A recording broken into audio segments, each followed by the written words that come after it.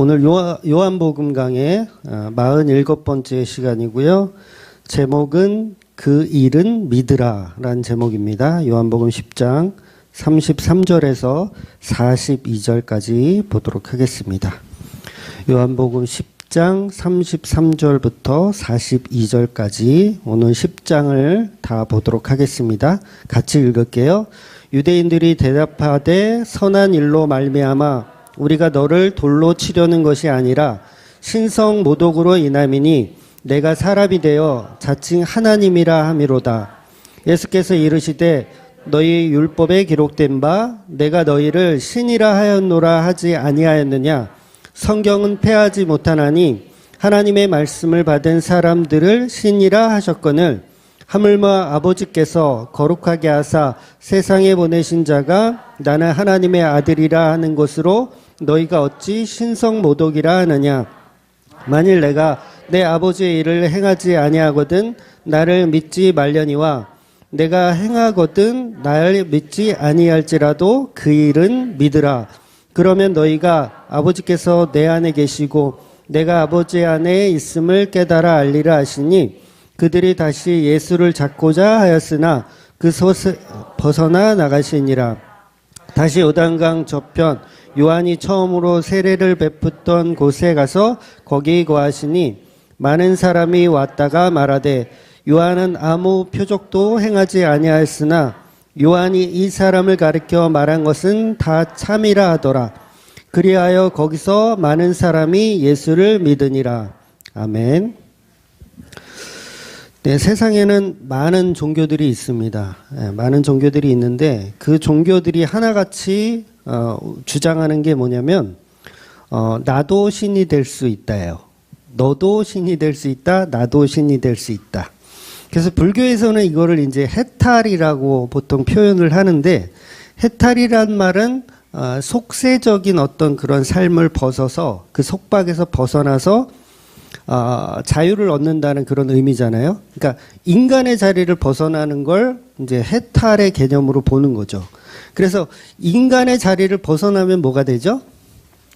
신이 되는 거죠. 뭐 인간의 자리를 벗어나면 동물이 되는 게 아니라 종교적 의미를 동물이 되려고 우리가 종교 생활을 하는 건 아니잖아요.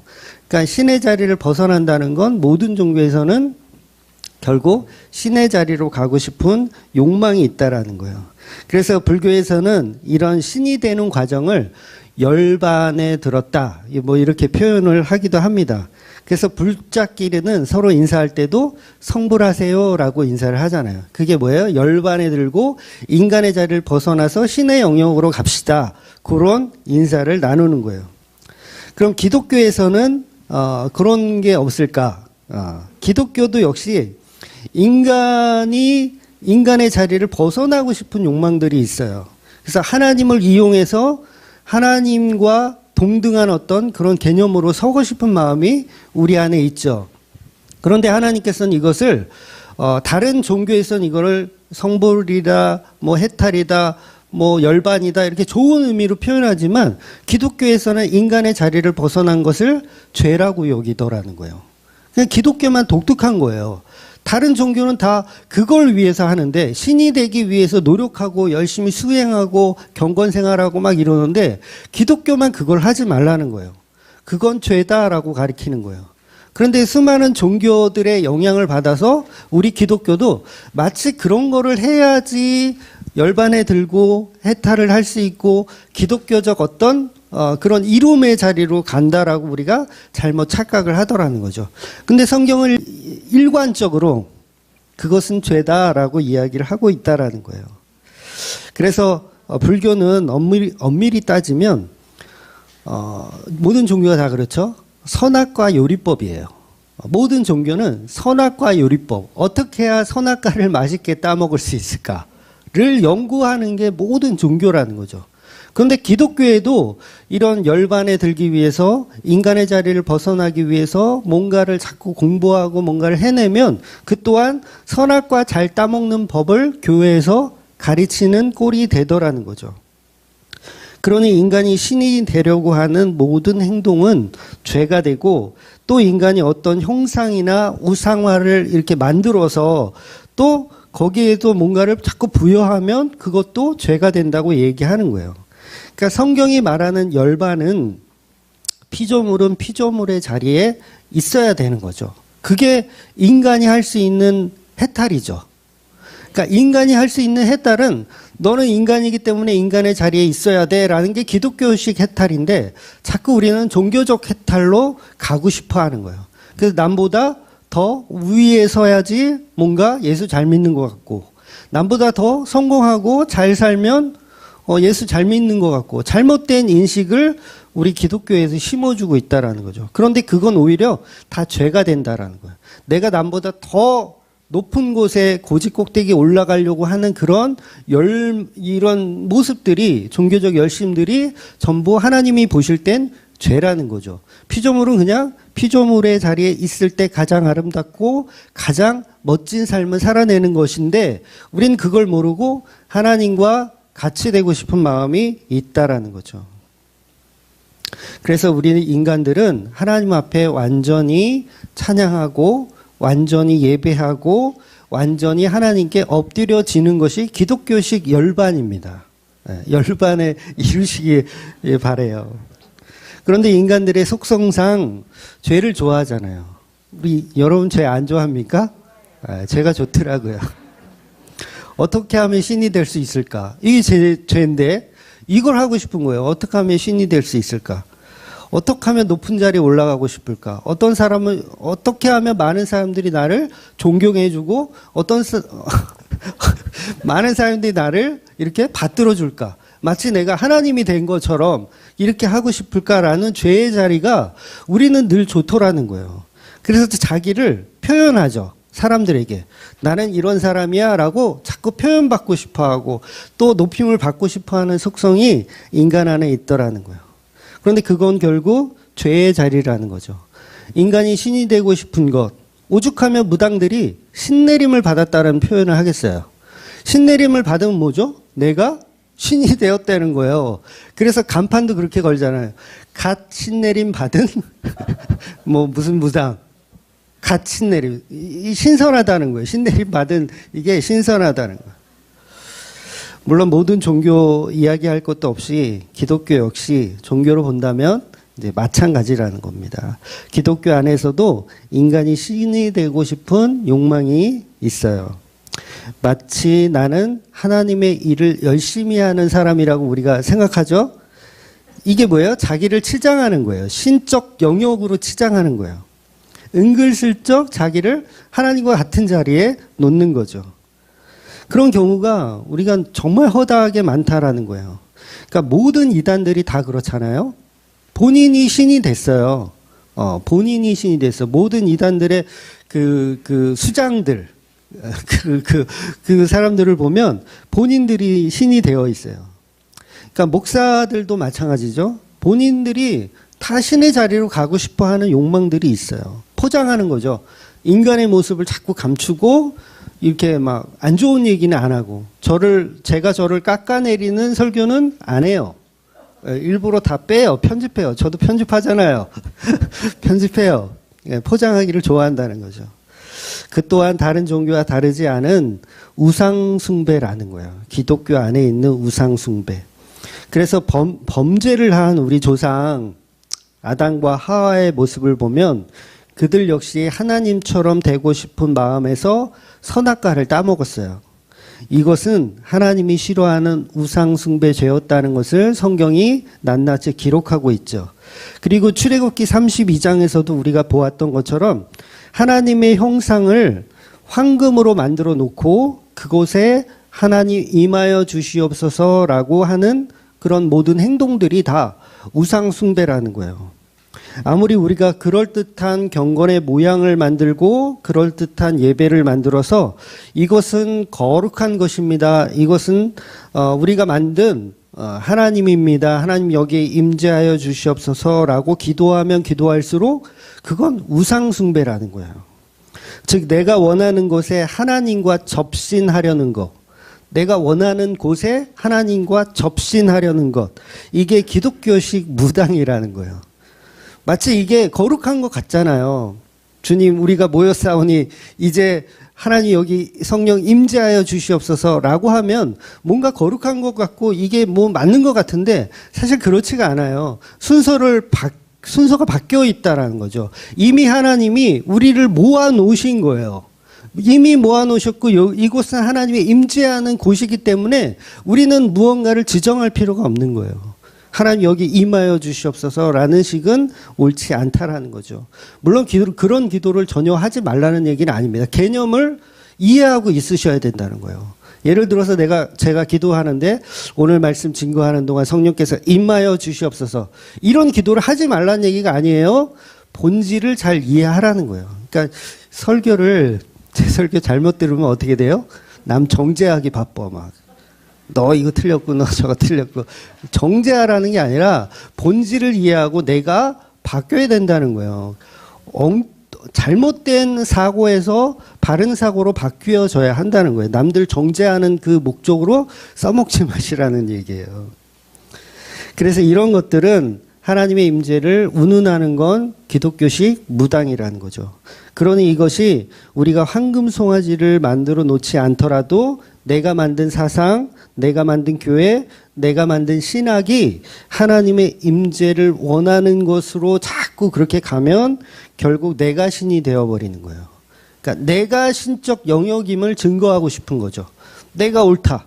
내가 말한 게 진리고 내가 말한 것만 바른 복음이다. 라는 식으로 가다 보면 한도 끝도 없더라는 거예요. 그래서 모든 인류는 자기가 이루어낸 모든 신학이나 모든 것은 다 잘못된 오류가 있더라는 거예요.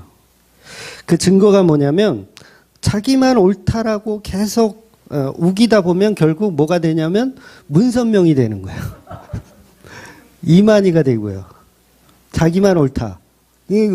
여기 저와 여러분들 중에도 아마 있을 거예요. 주맘 교회만 옳다. 아니요, 그렇지 않아요. 다른 교회도 옳은 교회가 있어요. 우리가 잘 찾지 못할 뿐이지 드러나 있지 않을 뿐이지 분명히 있다고요. 하나님이 운행하시는 교회, 하나님이 예수 그리스도의 몸된 교회는 어디에나 있어요. 잘 드러나 있지 않을 뿐이죠. 그러니 나만 성령을 받았으니 내가 주장하는 성경 해석만이 옳다라고 이야기하면 그건 신천지로 가는 지름길이 되더라는 거죠. 그러니까 다른 목사들은 성령 안 받았으니까 나만 성령 받았으니까 내가 해석하는 건 다 옳다라고 하면 결국 이단으로 가는 지름길이라는 거예요. 예수님이 세우신 성령으로 세우신 예수님의 보혈의 피로 세우신 모든 교회는 동일하게 예수 그리스도의 복음이 증거되더라는 거죠. 지금은 선지자가 없어요. 여러분 선지자 없습니다.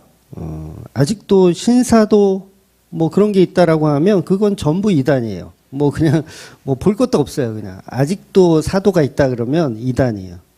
그러니까 이제 하나님의 영은 특정 개인에게 임하지 않습니다. 이미 성경을 통해서 다 임하여 졌고요.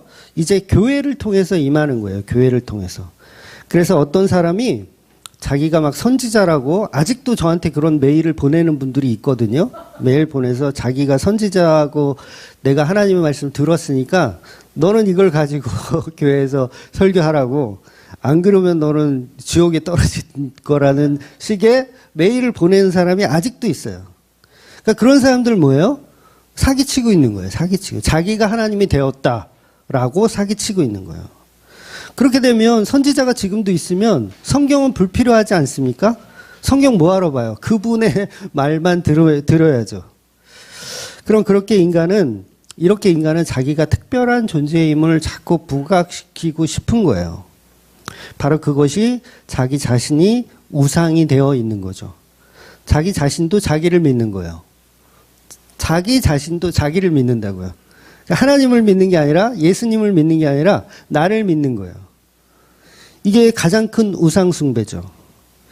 바로 이런 인간의 욕망, 하나님처럼 되고 싶은 욕망이 기독교를 포함한 모든 종교 안에 다 들어있는 범신론적 죄라는 거예요. 그러니까 오늘 본문 34절에 보면 예수님이 말씀하시기를 율법에 기록된 바 내가 너희를 신이라 하였노라 라고 말씀하세요. 신이라 하였다고 말씀하시는 거예요. 여기서 말하는 율법은요, 레위기서만 말하는 게 아닙니다. 구약 성경 전체를 얘기하는 거예요. 구약 성경 전체를 염두하여서 예수님 말씀하시는 거예요.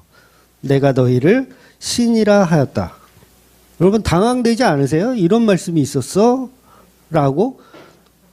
아니, 하나님이 인간들한테 내가 너희를 신이라 하였노라.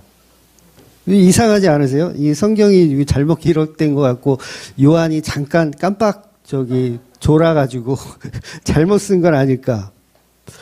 지금 서론에서 인간이 신이 되는 것은 죄라고 제가 지금 계속 말씀드렸잖아요. 근데 예수님은 성경에서 하나님이 인간들을 신이라고 불렀다는 겁니다. 그럼 누가 말이 맞아요? 예수님 말이 틀렸고 제 말이 맞죠? 아닌가요? 예수님 왜 그러셨어요? 신이라뇨. 그건 죄인데 그런 발언을 하시면 안 되잖아요. 이게 도대체 무슨 일입니까, 예수님? 아마 어떤 분들은 본문의 예수님의 말씀이 이상하다라고 분명히 생각하시는 분들이 있을 거예요. 예수님 말실수를 하셨나 보다. 성경에 이런 말이 있다니 놀라지 않을 수가 없죠. 실제로 성경에 하나님은 인간을 향해서 신이라고 말씀하신 부분이 있어요. 그래서 아마도 예수님은 시편 82편을 인용하여서 설명하신 듯해요. 그래서 한번 그 부분을 한번 찾아볼게요. 시편 81편 1절하고 6절을 한번 우리가 같이 읽어볼게요. 하나님은 신들의 모임 가운데에 서시며 하나님은 그들 가운데서 재판하시느니라. 6절 내가 말하기를 너희는 신들이며 다 지존자의 아들들이라 하였으나. 그렇죠? 시편에 분명히 인간들을 가지고 신이라고 표현하고 있어요. 그러니까 예수님이 이 말씀을 인용해서 지금 유대인들을 향하여 지금 복음을 전하고 계신 거예요. 그래서 82편 1절에 보면 하나님은 신들의 모임 가운데 서시며. 신들의 모임 가운데. 아니, 신이 있다는 얘기예요? 없다는 얘기예요?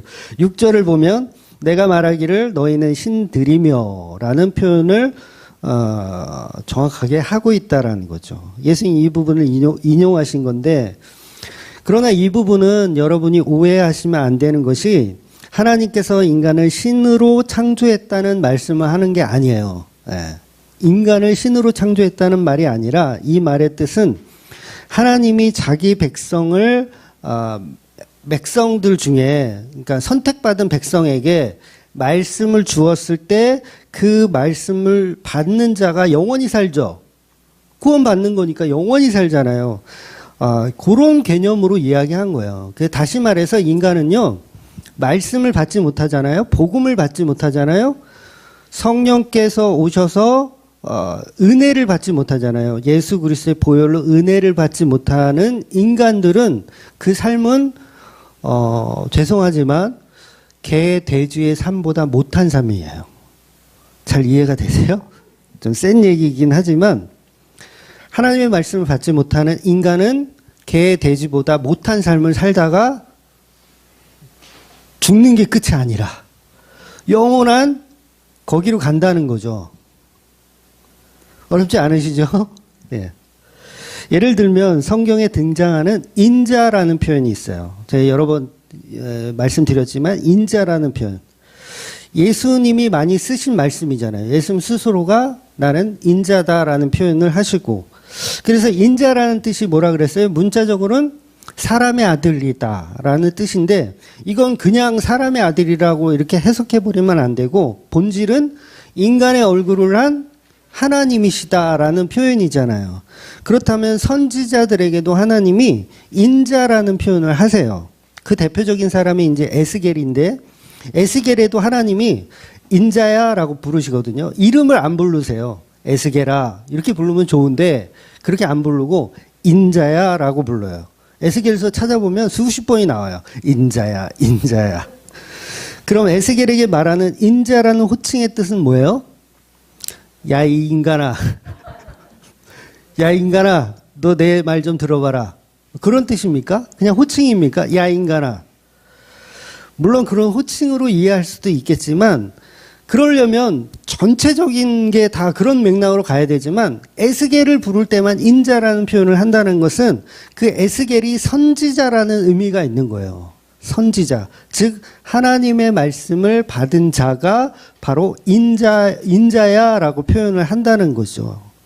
즉 하나님의 말씀을 받은 인간이란 뜻이에요. 인자라는 표현은 하나님의 말씀을 받은 인간. 그러니까 모든 인간이 다 인자가 아니라 하나님의 말씀을 받은 선지자가 인자라는 거죠.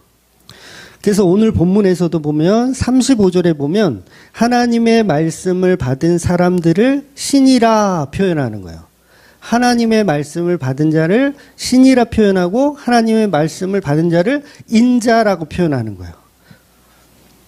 그래서 하나님의 말씀을 받은 그 에스겔이 인자라는 호칭을 받는 거예요. 이건 선지자적 호칭입니다. 그냥 야 인간아 이게 아니라 선지자적 호칭. 이 부분은 이제 다니엘서를 보면 더 명확하게 알 수 있는데 다니엘서 7장 13절을 한번 볼게요. 내가 또 밤 환상 중에 보니 인자 같은 이가 하늘 구름을 타고 와서 예적부터 항상 계신 이에게 나아가 그 앞으로 인도되매. 여기서 다니엘이 보고 있는 이 인자는 누구죠? 예수님으로 해석해도 무방하다 그랬어요. 예수님으로 해석해도 돼요. 구름을 타고 오시는 분은 예수님이에요. 그래서 당연히 여기서도 예수님은 본인을 인자라고 표현하고 있는 거예요. 신적 영역을 인자라고 표현하고 있어요. 그러니까 인자는 예수님인데 그 예수님이 말씀을 에스겔에게 전달해 주는 내용이잖아요. 전달해 주는 거예요. 당연히 호칭이 다니엘에게 전달해 주는데 다니엘에게도 당연히 호칭이 인자라고 표현을 하는 거예요. 그래서 다니엘서 8장 17절을 보면 인자의 목소리로 말씀을 받아서 가브리엘이라는 천사가 인자라는 호칭을 다니엘에게 합니다. 그래서 다니엘서 8장 17절 같이 읽어볼게요. 그가 내가 선 곳으로 나왔는데 그가 나올 때 내가 두려워서 얼굴을 땅에 대고 엎드림에 그가 내게 이르되 인자야 깨달아 알라. 이 환상은 정한 때의 끝에 관한 것이니라. 그렇죠? 다니엘도 인자라고 표현하고 있어요. 그래서 다니엘이 누구예요? 선지자잖아요. 선지자. 하나님의 말씀을 받은 인간. 그래서 인자라는 표현을 하고 있는 거예요. 하나님의 대언자. 그래서 그렇게 표현하고 있는 겁니다. 즉 선지자들에게 하나님이 인자라는 표현을 한다는 것은 말씀을 받은 자로 표현하는 거예요. 즉 인간의 형상을 가진 자가 감히 하나님의 말씀을 전한다라는 뜻. 요게 인자라는 표현이죠. 그래서 예수님도 직접 자기를 인자라고 표현하신 게 뭐예요? 내가 하나님의 말씀을 가지고 온 자다. 요걸 표현하는 거예요. 그러니까 복음적으로는 굉장히 선명하면서도 겸손한 표현이죠. 예수님으로서는. 에스겔이 하는 인자는 겸손하지 않은 표현이라고 할지라도 예수님이 하는 표현은 굉장히 겸손한 표현이에요. 그래서 그 말씀을 받은 인자, 에스겔의 경우도 에스겔이 전하는 말, 곧 하나님의 말씀이에요. 에스겔이 전하는 말이 곧 하나님의 말씀이라는 거예요. 다니엘의 예언, 다니엘이 전하는 그 말씀이 뭐예요? 하나님의 말씀이라는 거예요. 요걸 인자라고 구약에서도 표현을 하더라는 거죠. 그래서 그들의 입에서 나오는 말, 그들의 손에서 나오는 글, 모든 것이 성경이 되는 것이고 그 책은 하나님이 곧 특별 계시로 사용을 하시는 거예요. 그러면 선지자의 입에서 나오는 본질, 복음의 본질이 뭐죠? 계시의 본질이신 예수 그리스도가 나오는 거예요. 그러니까 에스겔의 입에서 뭐가 나왔다고요? 예수 그리스도의 본질이 나오는 거예요. 다니엘에게도 예수 그리스도의 본질이 나오는 거예요. 그러니까 에스겔이 전하는 복음에서 예수님이 나와야 돼요. 에스겔서 막 읽잖아요. 에스겔서 굉장히 길잖아요. 48장까지인가 있거든요. 그러면 내용이 막 환상을 보고 막 예루살렘 무너지고 막 파수꾼이 나오고 막 정신이 하나도 없어요. 다 읽고 나도 무슨 얘기인지 하나도 모르겠어. 그렇지 않습니까? 근데 그 속에서 뭐가 나오냐면 예수 그리스도가 나온다는 거예요. 그 에스겔서에서. 굉장히 놀라운 거죠. 그러니까 그 인자들이 하는 게 바로 예수 그리스도를 나타내더라는 거죠. 그러니까 오늘 본문에서도 하나님이 인간을 신이라 부르는 것은 단순하게 인간도 신이 될 수 있다 그런 말이 아니고 석가모니가 그랬대잖아요. 천상천하 유아독존. 태어나자마자 막 몇 발자국 걸어가가지고 천상천하 유아독존을 외쳤다라는 그런 얘기를 하는 게 아니라 에스겔에게 다니엘에게 하나님이 전해준 말씀이 없다면 그들도 아무것도 아니에요. 저와 여러분에게 말씀이 없잖아요. 은혜가 없잖아요. 그럼 뭐예요? 아까도 말씀드렸지만 소돼지나 다름이 없어요. 오히려 그보다 못한 거예요. 그냥 죽어마땅한 죄인인 거예요. 우리 안에 말씀이 없다면. 즉 죽어마땅한 인간들도 하나님의 말씀을 받으면 신적 대우를 받는 거예요. 그 말씀하시는 거예요. 그러니까 선지자가 전하는 말이 구속사적 의미의 굉장한 복음들인 거예요. 그래서 죽어마땅한 자가 천국에 가요. 이걸 신적 영역이라고 하는 거예요. 내가 너희를 신이라 칭하였다. 이런 개념인 거예요. 얼마나 위대한 일이에요. 우리 피조물의 입장에서는. 천국은 하나님만 계신 곳이잖아요. 하나님만 가실 수 있는 곳. 어디 죄인된 우리가, 더러운 우리가 천국에 가요. 근데 천국에 데려간대요, 우리를. 이 신이 된 거죠. 오늘 밤에 너가 나와 함께 낙원에 있으리라. 강도에게 한 말이잖아요. 어떻게 칼 들고 사람을 위협해서 돈이나 뜯는 그런 강도가 천국에 갑니까? 이건 신이라고 불러도 부족함이 없는 이야기인 거예요. 신적 영역을 말씀하시는 것이죠. 그래서 죽어마땅한 자가 선지자가 되는 것, 이 또한 신이라 부르는 것과 마찬가지고 에스겔과 다니엘에게도 복음의 계시와 환상을 보여주는 것, 이보다 더한 신적 영역이 어디 있어요? 신이 된 거죠. 그래서 이렇게 신의 자리에 있는 인간은 뭐예요? 하나님의 말씀으로 판결을 잘 하는 거예요. 그러니까 이 시편 82편이 그 얘기거든요. 판결하는 제사장들의 신적 영역을 두고 말씀하시는 거예요. 그들이 판결하는 것은 신적 영역이고 하나님이 허락하신 거다라는 표현을 시편에서 하는 거예요. 그걸 예수님께서 인용해서 지금 유대인들에게 뭔가를 질책하기 위해서 끌어다가 사용하시는 거죠. 저와 여러분이 복음을 말합니다. 굉장하죠? 저와 여러분이 쓰레기 같은 피조물이 쓰레기 같으니까 죄송한데 사실이잖아요. 그런 피조물이 복음을 말해요. 예수 그리스도의 은혜를 설명하고요.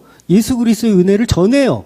내 가족에게 전하고 내 친구에게 전하고 내 지인들에게 전해요. 이보다 더 큰 신적 영역이 어디 있어요? 그러니까 복음 부끄러워하실 필요 없어요, 여러분. 부끄럽긴 하죠.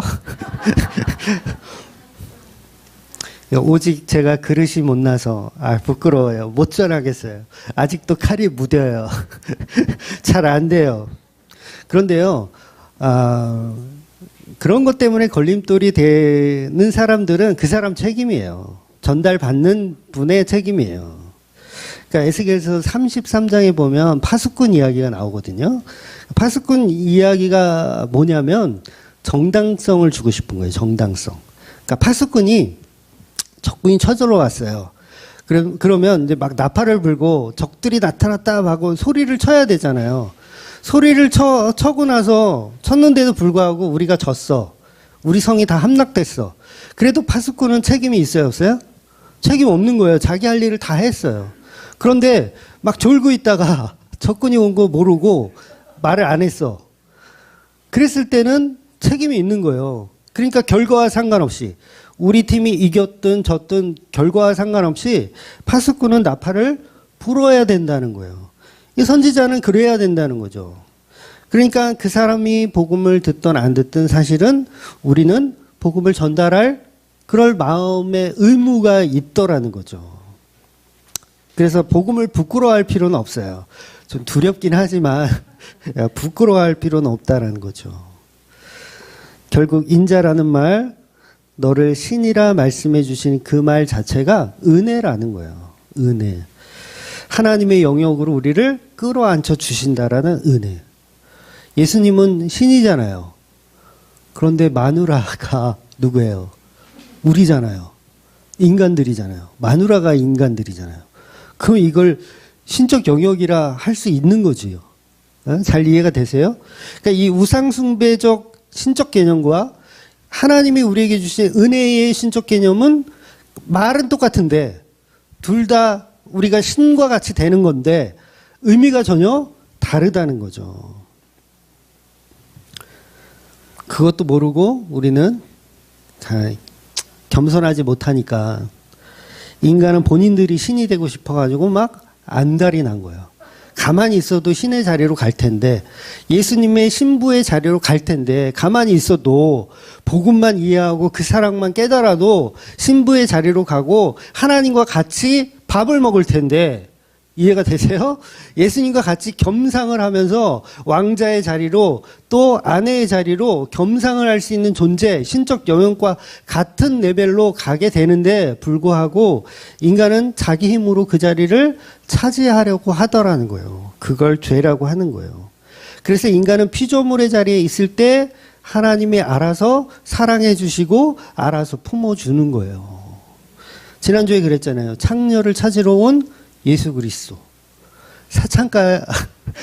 사창가에 자기 아내를 찾으러 온 예수 그리스도. 가만히 있으면 돼요.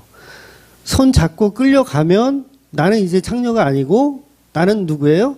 예수님의 아내, 예수님의 아내가 되는 건데 뭘 그렇게 막 떠들어. 그 사창가에 앉아가지고 다른 여자들하고 막 떠들어. 내가 사실은 내 신분이 이런 신분이 아니야. 내가 하나님의 내가 와이프라니까 막 이러면서 자기의 신적 영역을 자기가 만들어 가려고 하는 것. 동일한 말씀이지만 전혀 다른 이해가 되더라는 거예요. 즉 피조물인 인간도 말씀을 받으면 인자가 되고 선지자가 되는 겁니다. 인간들도 복음을 받으면 목사가 되잖아요. 장로가 되고 권사가 되고 집사가 되잖아요. 그리고 복음 전하잖아요. 그런데 하물며 하나님의 아들인 나에게 신성모독이라고 너희가 판단하느냐 이 얘기를 하고 싶은 거예요. 예수님이. 하물며 인간도 집사가 되고 권사가 되고 장로가 되고 하나님의 아내가 되고 하나님과 친구가 되고 하나님이 신이라 불러주시는데도 불구하고 하나님의 아들인 내가 복음을 전하는 걸 가지고 니들이 지금 나를 신성모독이라고 이야기하느냐. 요 얘기를 예수님이 논리적으로 풀어서 말씀을 하시는 거예요. 예수님 굉장히 논리적이라고 생각 들지 않으세요? 시편 82편을 인용해서 말씀하시는 이것. 유대인들이 할 말이 없게 만드는 거예요. 할 말이 없어요. 오, 진짜 그렇거든요. 유대인들은요, 성경 달달달 외우는 거 아시죠? 예수님이 하나님이 인간을 신이라 불렀다라고 하면 금방 알아요. 유대인들은 하도 공부를 많이 해서 시편에 그 말씀이 맞아 있었지 라고 이제 아는 거예요. 그러면 할 말이 없잖아요. 그럼 어떻게 해요? 손발이 먼저 나가야죠. 요걸 폭력이라고 하는 거예요. 할 말이 없잖아요. 여러분 그래서 여자분들 조심하세요. 남편한테 할 말이 없게 막 다다다다 가잖아요. 그러면 손발이 나가는 거예요. 왜? 할 말이 없으면 폭력이 나갈 수밖에 없어요. 네, 마찬가지입니다. 제가 남자를 비하하는 게 아니라 여자분들도 마찬가지예요. 할 말이 없어버리면 이 손발이 나가는 거예요. 그러니까 예수님은 이 얘기가 뭐냐면 논리적으로 설명했다는 거예요. 유대인들에게. 그냥 막 던지지 않아요. 예수님이 막 던지는 것 같죠. 설교 복음 전하는데 막 던지는 것 같은데 굉장히 논리적으로 말씀하시는 게 예수님의 설교예요. 그래서 저도 막 던지는 것 같지만 이게 굉장히 많은 이게 연구와 자료를 참고해서 이렇게 하는 내용입니다. 어떤 분들은 이제 저보러 설교 막 던진다고 막 아무 생각 없이 막 주일 성수도 막 던지고 11조도 막 던지고 그냥 자기 생각대로 그냥 막 던진다고 하는데 잘 이해해 보시면 굉장히 논리적인 말씀들이에요. 성경이. 제 얘기가 그렇다는 게 아니라 저는 그냥 숟가락만 얹은 거고 성경 자체가 굉장히 논리적인 책이에요. 그래서 신학적으로 공부를 열심히 하면 할수록 하나님이 보여요. 예, 그건 진짜 사실이에요. 그래서 그런 사람들이 있어요. 아니, 개념 없이, 뭐 할 것도 없고, 우리 부모님이 장로님인데, 신학교 가라 그래가지고 왔는데, 공부는 열심히 해야 되겠고, A뿔을 받아야 이 명색이 있고, 그래서 공부를 죽어라 했더니, 하나님이 있는 것 같아. 그렇게 해서 예수를 믿는 경우도 굉장히 많이 있어요. 굉장히 성경은 막 던지는 게 아니더라는 거죠. 인간의 심리를 그대로 반영하고 인간의 모습을 그대로 다 논리적으로 설명하는 책이 성경이라는 거죠. 그래서 오늘 본문도 보면 굉장히 논리적인 그 신학적 이야기들이 많이 담겨져 있어요. 우선은 이제 삼위일체가 등장을 해요. 오늘 본문만 보더라도 30절에 보면 나와 아버지는 하나다라는 표현을 하고요. 35절에 보면 성경의 권위를 말씀하세요. 율법은 폐하지 않는다라는 그 말씀. 그리고 36절은 하나님의 아들이라는 기독론적 말씀까지 하고 계세요. 그리고 37절은 예수님이 하시는 일이 곧 하나님의 일이다라는 표현도 하시고요. 그 일이 뭐예요? 예수님이 하시고자 하는 그 일. 그러니까 오늘 제목이 그 일은 믿으라잖아요. 원래는 이게 저기 카페에 처음 올릴 때는 이 제목이 아니었어요. 근데 제가 바꿨어요. 그 일은 믿으라. 이게 너무 중요한 것 같더라고요. 그 일은 믿으라. 바로 성도들이 해야 할 그 일이에요. 그 일, 아니 성도들이 해야 할 일이 아니라 예수님이 하신 그 일을 믿으라예요. 예수님이 하신 그 일. 그럼 예수님이 하신 그 일이 뭐예요? 십자가. 바로 나와야죠. 십자가. 심지어는 예수님이 38절에 이렇게 말씀하세요. 나를 믿지 않더라도 그 일은 믿으라. 굉장한 말씀하시는 거예요. 나를 믿지 않아도 좋은데 예수님이 이런 얘기를 하는 거예요. 나를 믿지 않아도 좋은데. 이상하다. 예수님께서 나 믿어라 한 거 아닌가? 근데 예수님이 나를 믿지 않더라도 그 일은 믿으라는 거예요. 굉장히 이거 이상한 소리 같지 않아요? 막말로 이건 개 풀 뜯어먹는 소리도 아니고, 예수님 자기를 믿으라고 이 땅에 오신 거 아니었어? 근데 자기 믿지 말래요. 자기 믿는 것보다 더 중요한 뭔가가 있다라는 거예요. 그걸 설명하시는 거예요. 나는 믿지 않아도 좋은데 그 일은 믿으라. 여러분, 이게 진짜 복음이에요. 이게 진짜 복음. 사람들이 전부 예수를 믿어요. 기독교인들이 전부 예수를 믿어요. 근데 그 일은 안 믿어요. 그럼 어떻게 되는 거예요? 그걸 종교생활이라고 하는 거예요. 열심히 예수를 믿고 예수를 외치고 주여를 부르고 주여를 막 100창씩 하고, 우리 교회는 뭐 주여 1창 정도밖에 안 해요. 요새는 코로나 때문에 안 하는 거예요. 그러니까 오전에 그 전사님 이 찬양인도 하고 이제 같이 합심 기도할 때 조용히라는 멘트를 하시잖아요. 그 왜 하는 거냐면 코로나 때문에 지금 일시적으로 자제하려고 하는 거예요. 원래는 그렇게 하진 않아요. 그 뭐예요? 막 이렇게 외쳐요. 주여를 외치고 예수님을 불러요. 그런데 그 일을 안 믿어버리면 그냥 종교생활을 하는 거예요. 열심히. 이해가 되세요? 이거 이해가 되셔야 돼요. 그러니까 이게 요한복음이 가면 갈수록 깊어지는 거예요. 깊어지는 거예요. 가면 갈수록 깊어져요. 본문 38절 다시 한번 읽어보겠습니다. 10장 38절. 내가 행하거든 나를 믿지 아니할지라도 그 일은 믿으라. 그러면 너희가 아버지께서 내 안에 계시고 내가 아버지 안에 있음을 깨달아 알리라 하시니. 굉장한 말씀이죠. 그 일, 하나님의 일, 도대체 뭔가. 그 일을 잘 나타내고 있는 말씀이 이제 제가 몇 번 말씀드렸던 누가복음 12장에 나오는 포도원 농부들의 비유예요. 그래서 주인이 농부들에게 이제 땅을 주고 이제 포도원을 맡기잖아요. 그리고 떠나요. 그리고 소출할 때가 돼가지고 이제 그 세를 받기 위해서, 소출의 얼마를 받기 위해서 종들을 보내잖아요. 근데 보내는 종들 족족 다 두들겨 패서 돌려보내잖아요. 마지막으로 자기 아들을 보내요. 주인이 자기 아들을 보냈더니 농부들이 이는 상속자가 아니냐. 그리고 때려 죽여요. 농부를. 요게 하나님의 일이에요. 요게 예수님이 하셔야 하는 일이고요.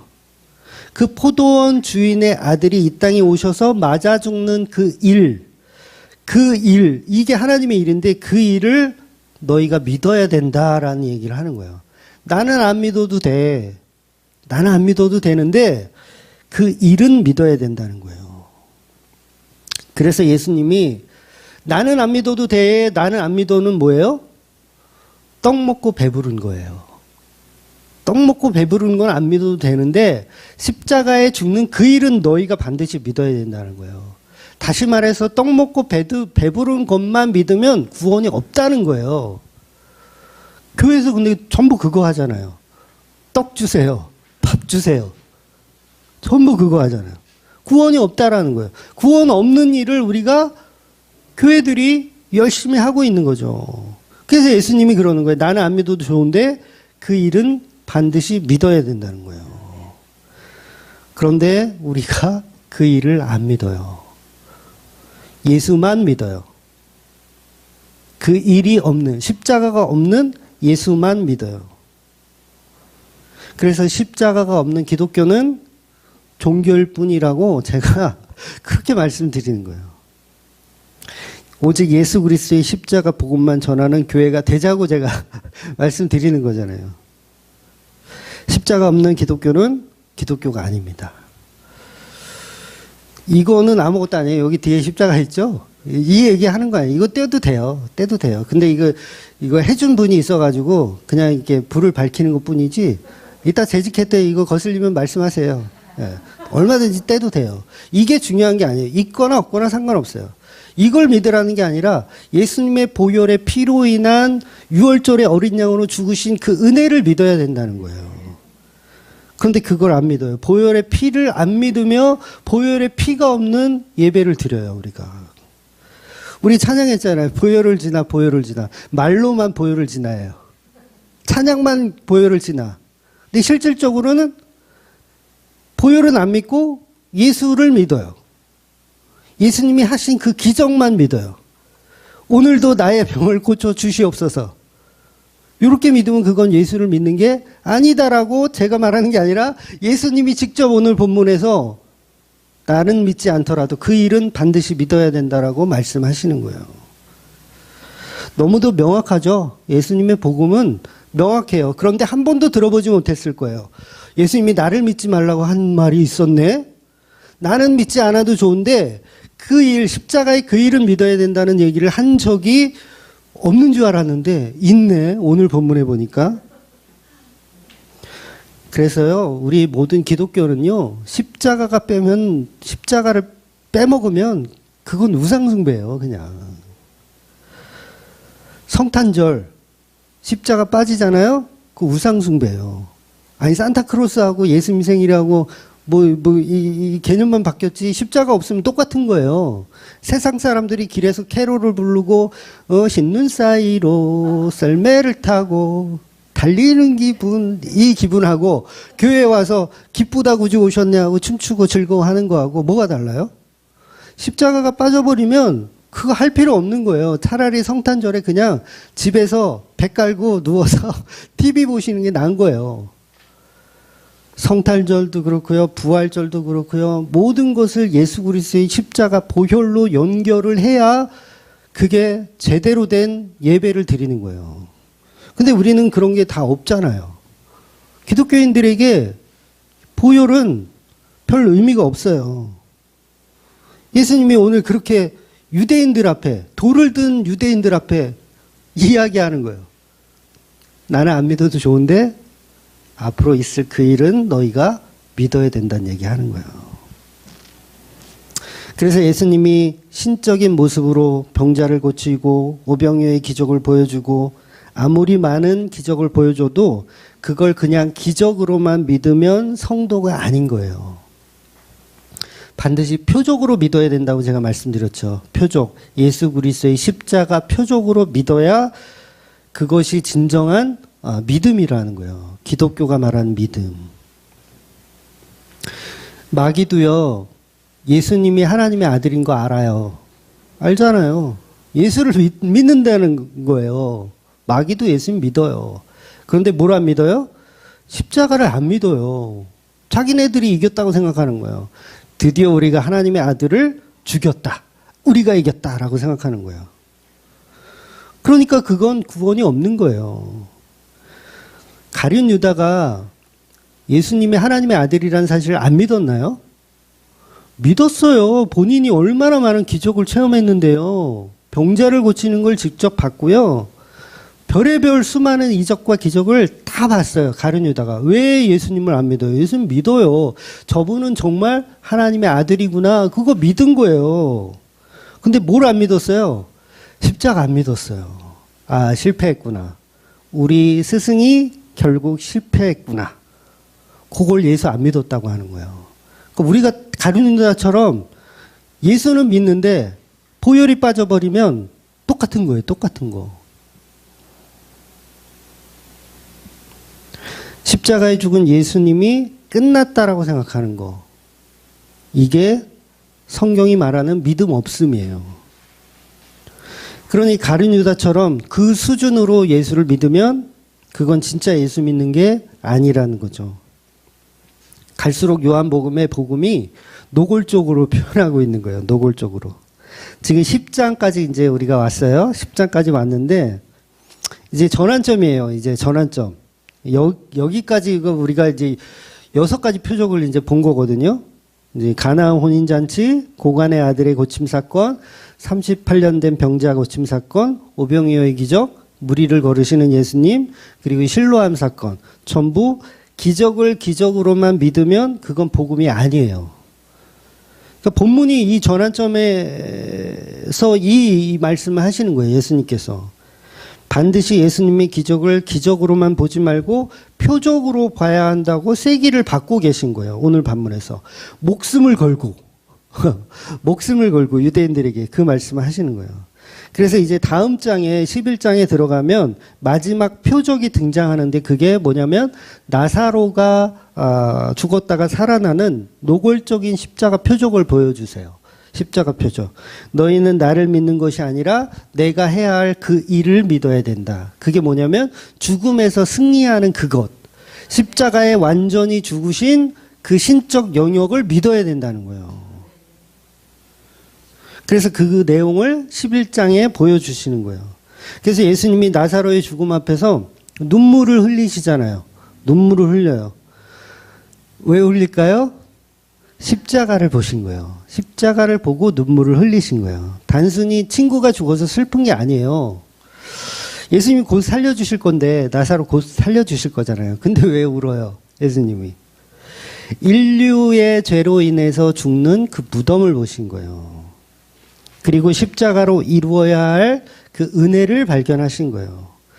여러분, 인간은요, 슬퍼서 울지 않아요. 잘 이해해 보세요. 슬퍼서 우는 게 아니라요. 그러니까 내가 알지 못하는 어떤 사람이 죽었어. 장례식장 이렇게 지나가다가 사람들이 죽어서 통곡하는 걸 봐. 별로 감흥 없어요, 우리는.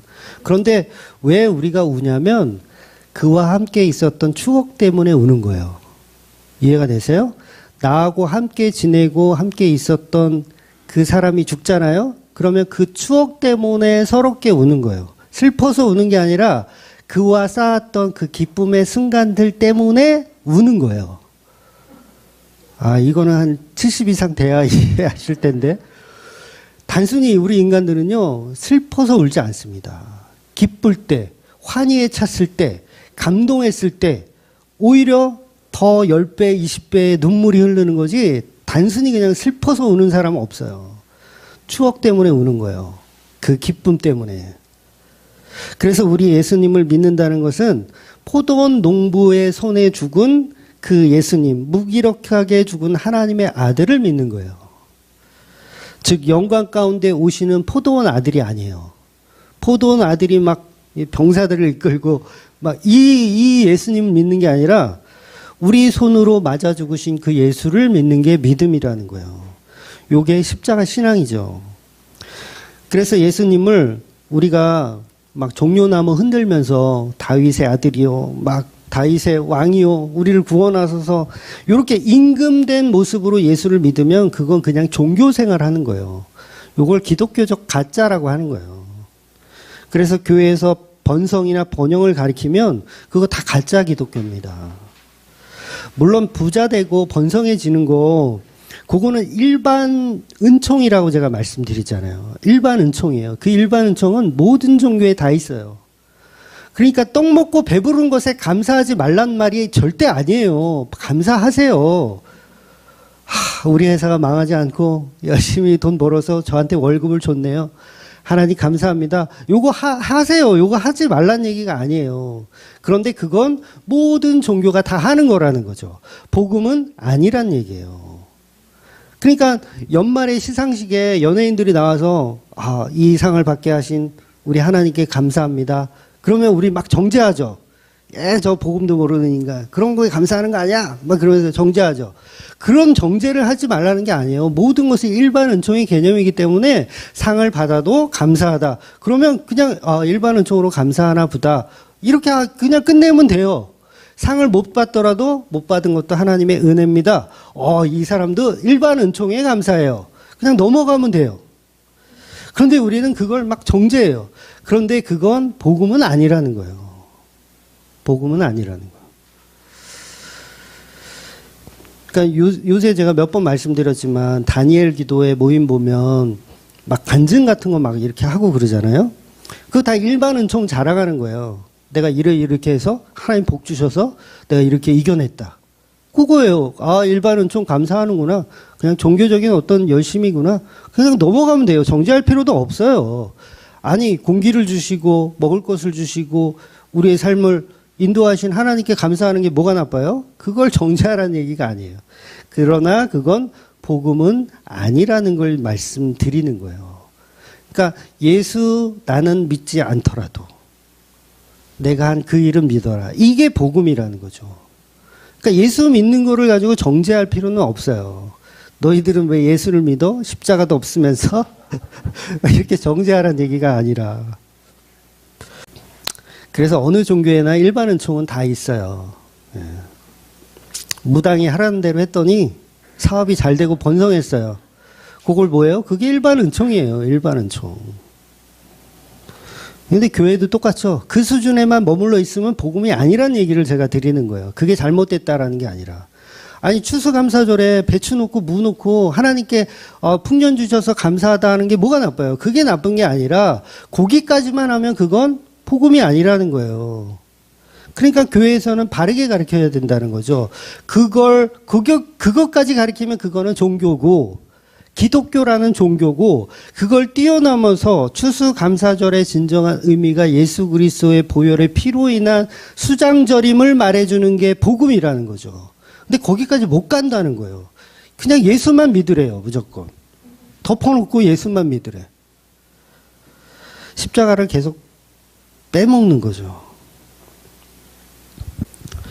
그래서 자기 잘됨만 간증하는 수준의 그런 모임 같은 거는 그냥 복음이 아닌 종교생활 그냥 하는 분들이라는 거죠. 그래서 예수님의 표적을 말씀하실 때도 모든 이적들은 전부 너희들이 못 알아듣고 오해하니까 보여줄 필요가 없고 오직 표적은 요나의 표적만 주겠다고 말씀하시는 거예요. 마태복음 16장 4절 볼게요. 악하고 음란한 세대가 표적을 구하나 요나의 표적밖에는 보여줄 표적이 없느니라 하시고 그들을 떠나가시니라. 그쵸? 다른 기적들은 볼 필요 없대요. 왜? 복음이 아니니까. 그것만 믿고 그것만 하려고 그러면 보지 말라는 거예요. 그러나 요나의 표적은 보라는 거죠. 그런데 교회를 다닌다는 사람들이 여전히 예수님을 다윗의 왕으로만 믿고 싶어 해요. 왜 그래요? 이 시대가 악하고 음란한 세대라서 그래요. 복음이 아닌 것을 복음이라고 착각하게 만들고 있어요. 누가? 교회들이. 특히 목사님들이 그렇게 만들어 가고 있어요. 그리고 그걸 추종하는 수많은 우리 집사님들, 권사님들이 악하고 음란한 세대를 만들어 가고 있는 거예요. 그런데 일반 은총만 가리키면 안 된다는 거예요. 그건 복음이 아니라는 거죠. 공기를 주고 물을 주고 좋은 날씨 주고 콩 심으면 콩 나고 팥 심으면 팥 나는 거 이거 일반 은총이라는 거예요. 교회에서 이거 가르치는 게 아니에요. 그건 다른 종교에서 배워서 오세요. 예? 제가 말씀드리잖아요. 절에 가서 배워가지고 오시라고. 인간의 댐댐이 같은 거. 그런데 기독교는 그걸 뛰어넘는 거죠. 그거 이상. 그 일을 믿으라. 말씀하시는 거예요. 십자가에 무기력해 죽으신 그 예수님을 믿는 그 믿음이 있어야 된다는 거죠. 그러니까 예수님을 민족적 영웅으로 믿으면 그건 다 가짜예요. 그러니까 이단들 보니까 영웅이잖아요, 완전히. 그 문선명도 그렇고 이만희도 그렇고 막 종합운동장 같은 데서 이렇게 팍 등장을 하던데 막 이렇게 뭐 말을 탔나 하여튼 뭘 타고 막 등장하면 그 사람들이 다 이제 그분을 왕으로 그거 복음 아니라는 거예요. 예수님은 요나의 표적이에요. 저주받은 바다에 죽어서 3일 만에 살아나시는 분. 그것도 아주 초라한 모습으로 살아나시는 분. 예수님이 부활하셨을 때 천국 천사를 막 이렇게 데리고 와가지고 야 로마 이 새끼들을 나한테 그랬어? 전부 잡아들여! 그래서 잡아들여가지고 다 묶거나 의자에다가 로마 병사 다 묶거나 자 지금부터 내 팬티를 가져간 놈 찾는다? 어떤 놈이 내 팬티 가져갔어? 빨리 불어. 안 부르면 내가 한 사람에 한 명씩 이빨을 다 뽑아버릴 거야. 예수님이 이렇게 호통치시면서 얼마든지 하실 수 있잖아요. 그런데 그렇게 하지 않고 고작 몇 명의 제자들에게만 나타나셔서 복음을 증거하셨어요. 뭐 어떤 증거? 십자가의 보혈의 은혜를 증거하셨어요. 이게 복음이에요. 근데 우리는 예수님을 천국 총사를 막 데리고 와가지고 사람들 다 인질로 묶어놓고 막 내 팬티 찾으러 왔다고 막 이러는 예수님으로 믿는다는 거죠. 거기서 도망치셔야 돼요. 다윗의 왕으로 믿었던 그 예수님에게서 도망치셔야 돼요. 쉽게 말해서 떡 먹고 배부름을 주는 예수님에게서 도망치셔야 되는 거예요. 거기에는 구원이 없어요. 구원이 없어요. 그건 그냥 우상숭배라는 거예요. 그건 하나님이라는 이름의 황금송아지고 예수라는 이름의 황금송아지예요. 그래서 요한복음, 출애굽기 전부 십자가에 죽은 그 예수님을 믿어야 한다고 일관적으로 말씀하고 있는 거예요. 절대 성경은요, 막 던지지 않아요. 일관돼요. 굉장히 일관돼요. 제가 연구하면 할수록 이렇게 일관된 건 내가 처음이야. 무턱대고 예수 믿으라고 안 하더라고요. 십자가에 죽은 예수, 하나님의 일을 다 이루신 예수. 그래서 율법이 패한 것이 아니라고 말씀하는 거예요. 율법이 패한 것이 아니다. 다 지켜내시고 완성해내시는 그 예수를 믿어라 라는 거예요. 그러니까 저도요, 제가 율법이 폐지됐다는 말을 한 적이 없는 것 같거든요. 제 기억에는. 없어요. 바뀌었다. 완성되었다. 이런 표현은 하지만 율법은 완전 폐지되었으니까 우리가 법과 질서를 지킬 필요가 없습니다. 살인해도 되고요. 도둑질해도 됩니다. 이렇게 막 살라고 설교한 적 없거든요, 저는. 그런데 매일 오는 거 보면 너는 왜 자꾸 율법이 다 폐지됐다고 얘기하냐는 거예요. 나는 그런 얘기 한 적이 없는데.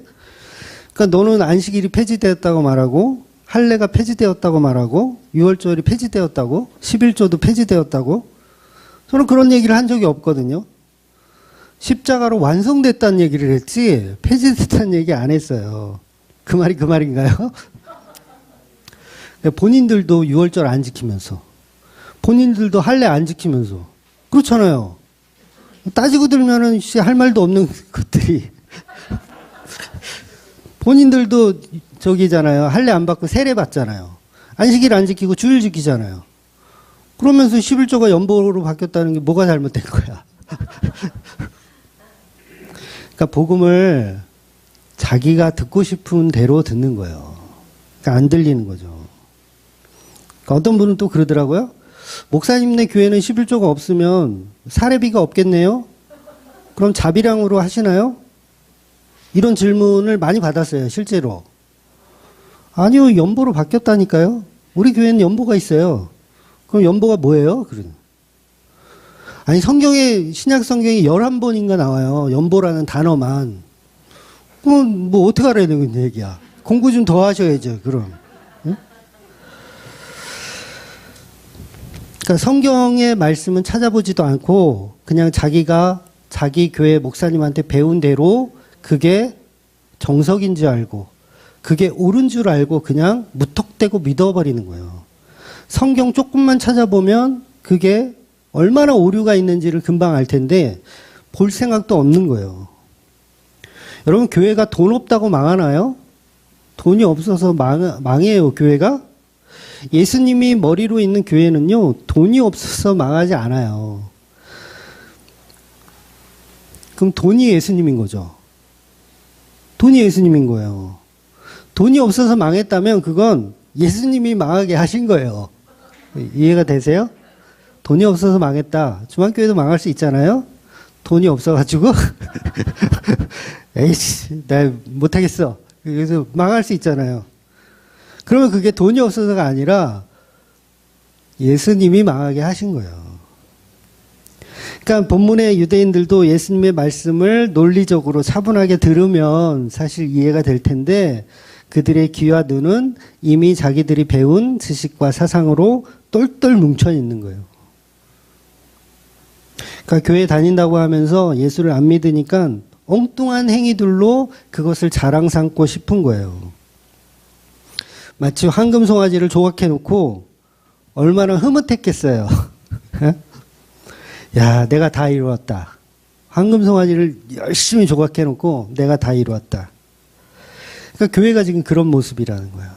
내가 조각해 놓고 내가 이루어낸 교회, 내가 눈물 뿌려 기도한 교회, 내가 헌금 내서 이룬 교회, 이걸 우상숭배라고 하는데 그걸 모르더라는 거예요. 그러니까 왜 교회도 이렇게 서로 이제 사고팔고 하거든요. 교회도. 뭐 그거는 뭐 잘못된 게 아니에요. 그럴 수밖에 없어요. 그런데 그럴 때 보면 막 눈물 뿌려서 이룬 교회라고 이거는 값을 톡톡히 쳐줘야 된다고. 라는 식의 발상 자체는 우상숭배라는 거예요. 그게. 내가 신이 되어 있는 거예요. 그래서 십자가 복음 없이 무턱대고 믿으면 교회 열심히 다니고 지옥 가는 거예요. 그러니까 예수 믿고 복이나 받으려고 하면 그건 믿음이 아니고 종교적 열심일 뿐입니다. 그런 종교적 열심을 가진 유대인들에게 너희들 틀렸다라고 하는 거예요. 오늘날 우리들에게 하는 말씀이죠. 너희들이 하고 있었던 그 종교적 열심, 그거 틀렸다는 거예요. 그러니까 우리가 어떻게 해요? 열받죠? 열받으면 뭐가 나온다 그랬어요? 주먹이 나오는 거죠. 돌을 들어 예수님께 던지려고 하는 거예요. 유대인들만 그런 게 아니고요. 지금 우리가 다 그렇다는 거예요. 다니엘 기도 열심히 해가지고 그 다니엘 기도 모임 보니까 뭐 코로나19 물러가게 하옵소서 뭐 이런 기도 제목도 나누더라고요. 근데 오미크론이 또 생겼어. 대체 기도들을 어떻게 하는 거야? 응? 거리두기 4단계 또 들어간다고 나오잖아요. 원래 이게 위드 코로나라는 게 이제 코로나19를 독감으로 우리가 인정을 하고 그냥 숫자 헤아리는 건 이제 그만하고 중증 환자 위주로 이제 치료하는 걸로 가자. 너무 피해가 크다. 해서 한 게 위드 코로나잖아요. 근데 지금 5,000명 나왔어요. 충분히 예상했던 거예요. 정부가 그거 모를까요? 위드 코로나 가면 충분히 예상했던 거예요. 여러분, 바이러스가 돌연변이가 무서워요? 아니면 돌연변이 아닌 게 무서워요? 이게 과학적으로 잘 모르니까 돌연변이 그러면 왠지 더 무섭고 이제 그런 걸로 우리가 생각을 하는데, 여러분, 사자가 새끼를 낳아요. 그런데 건강한 사자가 태어난 게 아니라 기형아가 태어났어. 사자인데 기형아가 태어났어. 여러분 길을 가다가 건강한 사자를 만났을 때 무서워요? 아니면 기형아 사자를 만났을 때 무서워요? 건강한 사자가 무서운 거예요. 기형아 사자는 모습이 흉측하지만 걔는 이빨도 이상하게 생겼고 이게 아구에 힘도 없고 오히려 내가 이길 수도 있어요. 기형아 사자는 아무것도 아니에요. 근데 건강한 사자가 무서운 거예요. 코로나19가 계속 변이 되잖아요. 변이 되면 이게 퍼지는 이 전파 속도는 빠를진 모르지만 치명률은 떨어지는 거예요. 힘이 하나도 없는 기형아예요. 말 그대로. 그런데 그걸 가지고 우리는 계속해서 두려워하고 있어요. 그러니까 한국교회가 지금 뭘 해야 되냐면 코로나19를 물러가 달라고 이걸 기도할 때가 아니고요. 우리가 복음으로 돌아가야 된다는 걸 깨달을 때예요. 그러니까 코로나 보면서 하나님이 얼마나 우리에게 복음을 말씀해 주고 싶었으면 이렇게 하실까라고 우리가 차라리 그렇게 해석하는 게 차라리 나은 거예요. 그러니까 다니엘이 사자굴에 들어갔어요? 안 들어갔어요? 들어갔어요. 사자굴을 피하게 해주시는 게 아니에요. 코로나를 피하게 해주시는 게 아니에요. 그 안에서 우리는 이겨낼 힘과 이겨낼 능력을 은혜로 체험하는 거예요. 근데 전부 한국교회가 민낯이 다 드러났죠, 지금 코로나19로. 역사상 이런 일은 처음이었잖아요. 대단한 대한민국이에요. 대단한 대한민국의 기독교예요. 아마 코로나 끝나면 기독교인들 한 절반은 사라질 것 같아요. 네.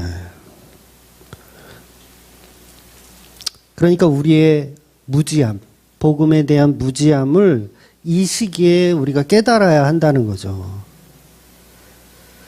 그러니까 코로나19 물러가서 정말 잘 먹고 잘 사는 나라 만드는 것이 목적이라면 우리는 예수님 안 믿는 거예요. 올해가 이제 얼마 안 남았죠? 벌써 12월 첫 주가 지나가고 있어요.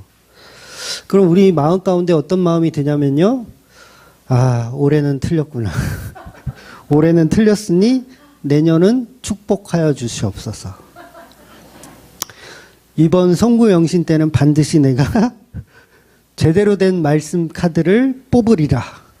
그리고 내년 2022년은 축복의 날로 만들어 보리라. 들어가며 나가며 복을 받고 떡반죽 그릇에 반죽이 끊이질 않는 그런 말씀을 내가 뽑으리라.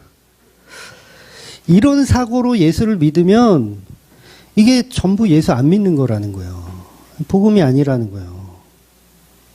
그래서 예수님이 오늘 본문 40절에 예수님은 그곳을 떠나서 요한이 처음 세례를 베풀던 곳으로 가시는 거예요.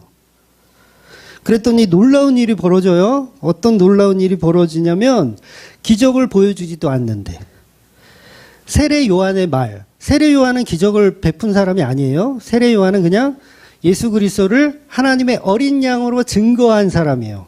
막 이렇게 막 회오리 바람을 만들고 막 기적을 일으키는 양반이 아니라 예수를 증거하는 사람이에요. 증거하는 사람. 어떤 예수? 어린 양 대신 예수 그리스도를 증거하는 사람이에요. 그런데 사람들이 그 세례 요한의 말을 통해서 예수를 믿었더라라고 성경이 표현하고 있어요. 이게 무슨 얘기예요? 예수는 안 믿어도 그 일은 믿었더라. 이걸 확증하고 있는 말이에요. 물론 이게 완전 선명하게 드러난 건 아니에요. 일부러 요한은 이 부분을 첨가해서 예수 그리스도의 부각됨을, 십자가의 은혜를 건드리고 가는 거예요. 건드리고 가는 거. 그래서 놀라운 일이 생기죠. 유대인들은 아무리 기적을 보아도 믿지 않고 예수 그리스도 십자가를 전혀 보지 않는데 세례 요한은 이미 죽었잖아요. 세례 요한 지금 이 본문상에서는 이미 죽은 거거든요. 무기력하게 죽었어요. 세례 요한. 얼마나 허무하게 죽었는지 몰라요. 힘 한 번 못 써보고 그냥 말 한 번 잘못했다가 바로 그냥 얼마나 무기력해 죽었어요. 그런데 그분의 세례 요한, 그분의 증거를, 그분의 증언을 믿는 무리들이 있었더라고 성경이 표현하는 거예요. 어린 양 대신 예수 그리스도를 믿었더라. 요 사람들이 뭐예요? 복음을 아는 사람들이죠. 그래서 예수님이 다음 주에는 이제 11장 가면 십자가 지러 가시는 거예요.